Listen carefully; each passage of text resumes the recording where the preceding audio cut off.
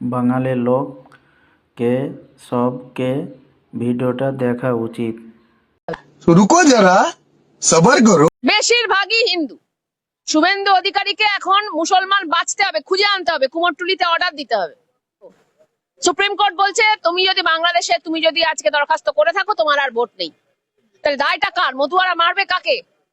মতুয়ারা তো সুপ্রিম কোর্টে না বিচারপতিকে মারবে না, মতুয়ারা কাকে মারবে, কাকে পেটাবে? শান্তনু ঠাকুরকে পেটাবে। খোঁজ এই মোট সংখ্যাটা বলছে 24 লক্ষ। হ্যাঁ, তো এর মধ্যে মুসলমান কোথায়? তার মানে মুসলমান তো শুধুমাত্র মারা যাওয়া ছাড়া আর কারুর নামই বাদ যায়নি। তো semifinal, quarter final, final Suvendu Adhikari যাই বলুন না কেন, মুসলমানের নামটা কোথায় এটা আগে শুভেন্দু অধিকারী বলুন।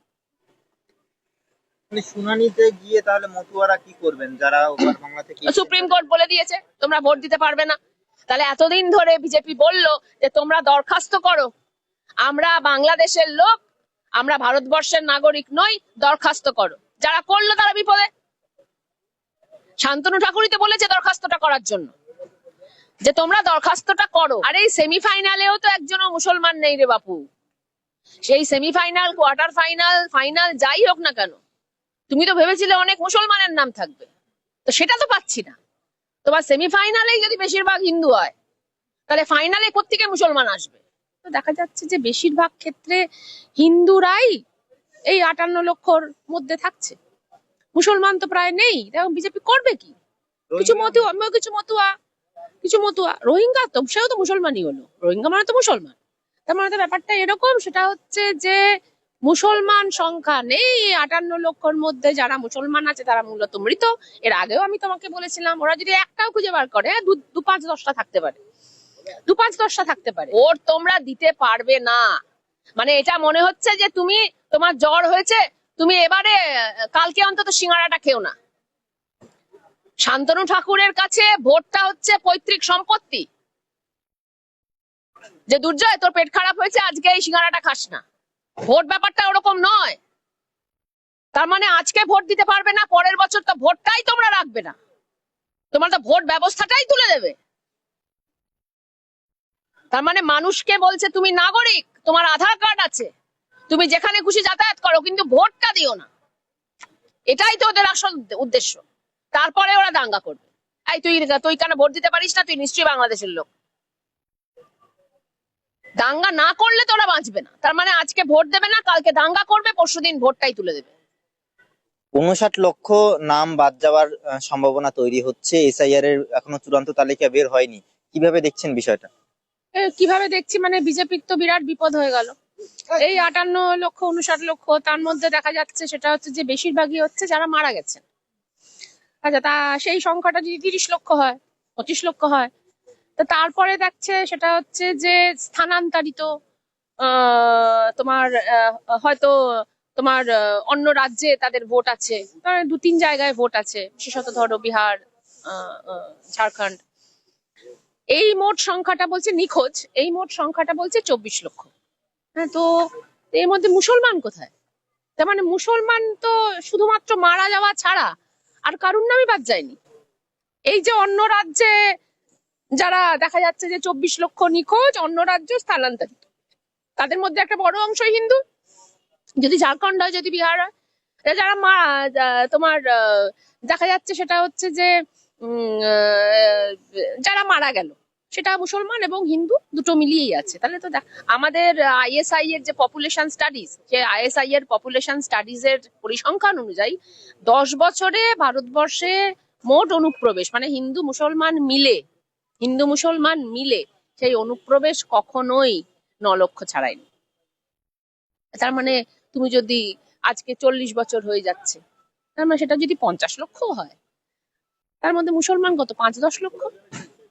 তাহলে এই 5-10 লক্ষর জন্য নির্বাচন কমিশন ভারতবর্ষে যে 40% মানুষ ভোটের দোরগোড়াতেই পৌঁছয় না সমস্ত নির্বাচন, মানে ধরো প্রায় 98 কোটি মানুষ, মানে সাবালক যারা ভোট দিতে পারে, তার মধ্যে 40%। তাহলে এই অংশটাকে তো আগে তুমি ঢোকানোর চেষ্টা করবে।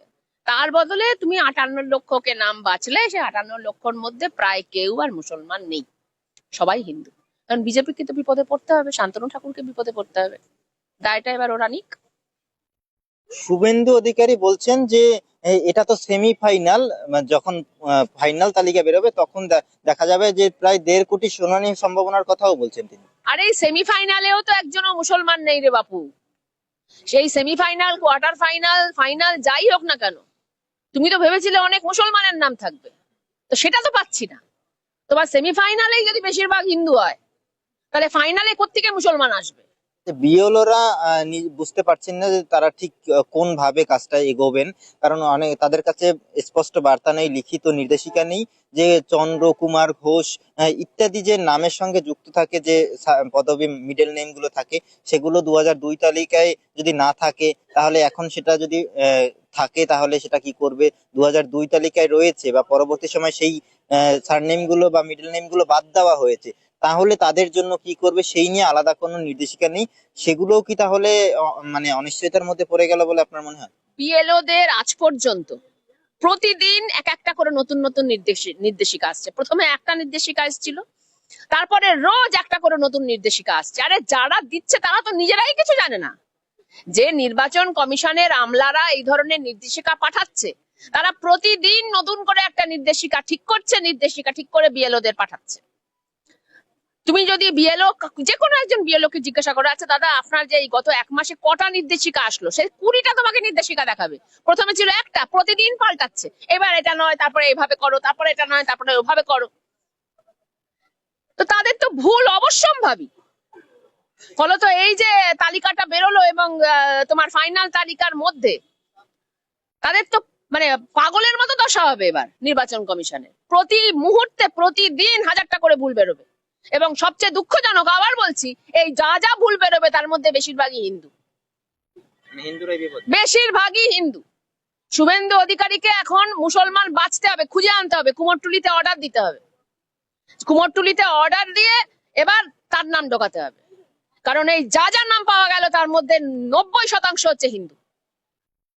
আর বাংলাদেশ থেকে রোহিঙ্গা আমি বলছি 90% বাংলাদেশ থেকে যারা এসছে হিন্দু। অমিত শাহ বলে দিয়েছে 2014 পর্যন্ত যারা আসছে তারা আমাদের বন্ধু, তারা উদ্বাস্তু। তাহলে অমিত শাহ নিজেই তাদেরকে বলেছে, গ্রিন সিগন্যাল দিয়ে দিয়েছে, কোনো অসুবিধা নেই। তাহলে বাংলাদেশ থেকে মুসলমান একটাও খুঁজে পাওয়া গেল না। এবার শুভেন্দু অধিকারী কি করবে? নিজেকে মুসলমান সেজে ওখানে ব্যবস্থা করতে হবে।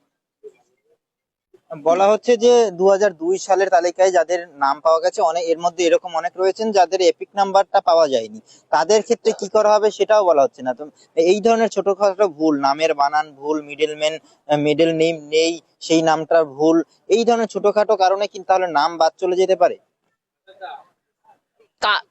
তালিকা বার করার পর দেখো, ওদের কাজ হচ্ছে মানুষকে ভয় রাখা, সন্ত্রস্ত রাখা। এই যে তুমি যে প্রশ্নটা করছো, এর মধ্যেই তো একটা সন্ত্রাস, একটা সন্ত্রস্ত ভাব, যে যদি আমার মিডল নেমটা না থাকে।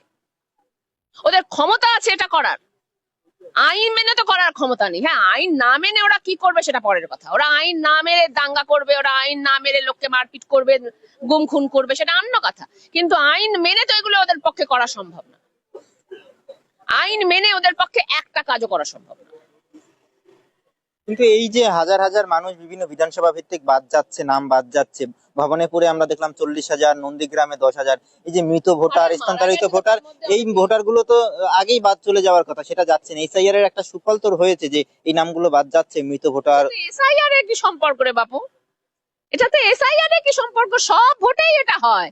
এরকম কোন ভোট তুই দেখেছিস যে মৃত মানুষ এসে ভোট দিচ্ছে? এরকম কোথাও দেখেছিস যে ভোটার তালিকায় মৃত মানুষের, তোর বাবার নাম, আমার বাবা মারা গেছে, বাবার নাম ওখানে চলে আসছে? এরকম কখনো দেখেছিস? মৃত ভোটাররা ভোট দেয় সেই অভিযোগ, সেটা তো অন্য, সেটা তো বেআইনি। কিন্তু নামের তালিকায় বরুণ কুমার মুখার্জি, আমার বাবা মারা গেছে 21 সালে, এরকম কখনো দেখেছিস? তার সাথে এসআইআর এর কি সম্পর্ক? এসআইআর এর কোনো সম্পর্ক নেই। এটা এটা একটা নরমাল বিষয়, স্পেশাল কোনো ব্যাপার নয়। এটা নরমাল ইনভেস্টিগেশন, এটা নরমাল ইলেকশনের প্রসিডিওর। যে মারা গেছে তার নামটা বাদ যাবে, এর সঙ্গে স্পেশাল কোনো অ্যারেঞ্জমেন্টের কোনো প্রশ্নই নেই। শ্রীলঙ্কা, ইন্ডোনেশিয়া, বাংলাদেশ, নেপাল এবারকার ইন্ডিয়ার পালি আছে। আগে 1 নম্বর মোদিকে মারতে হবে, তারপর অমিত শাহ, তারপরে যোগী, নীতিশ, দিলীপ ঘোষ, শুভেন্দু, আসামের মুখ্যমন্ত্রী, সবকে মেয়েরা ভাগাইতে হবে। তারপর দেশটা শান্তিতে থাকবে। এটি সবথেকে বড় হলো গুন্ডা, আতঙ্কবাজি, বড় গুন্ডা। আর এর সাথ কে দিচ্ছে? এরাকে মদত কে করছে? সুপ্রিম কোর্ট করছে। এরাকে মারতে গেলে সুপ্রিম কোর্ট আপনি সোজা রাস্তায় চলে আসবে। এরাকে মারা ছাড়া হাঁকা ছাড়া কোনো উপায় নাই, না হলে দেশে শান্তি হবে না।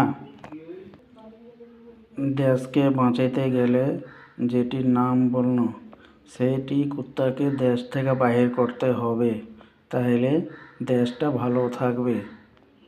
বিজেপি পার্টি সব সময় হিন্দু মুসলিম লড়াবার চেষ্টা করছে। তো এই কুকুরটি যেটি আছে বিজেপি পার্টিতে, এই কুকুরটিকে শিক্ষা দিতে হবে, দেশ থেকে ভাগাইতে হবে। শিববন্ধু কি বলে যে মুসলমানকে তাড়াইতে হবে। মুসলমানকে কি তাড়াবি? হিন্দুরাই তোকে মারবে। হিন্দুরাই যে যত এসআইয়ের বাদ গিয়েছে সবটি তো ঢুঁড়ে বেড়াচ্ছে তোকে। তুই কুণ্ঠে লুকালছিস, এখন তো তোর খবর আছে। বাঙালে হিন্দু মুসলিম যত ধর্মের লোক আছে সবটি এক মিলে থাকতে হবে, আর শিববন্ধুর মতন কুত্তাগালাকে মেয়েরা ভাগাইতে হবে, তাহলে বাঙালটা শান্তি থাকবে।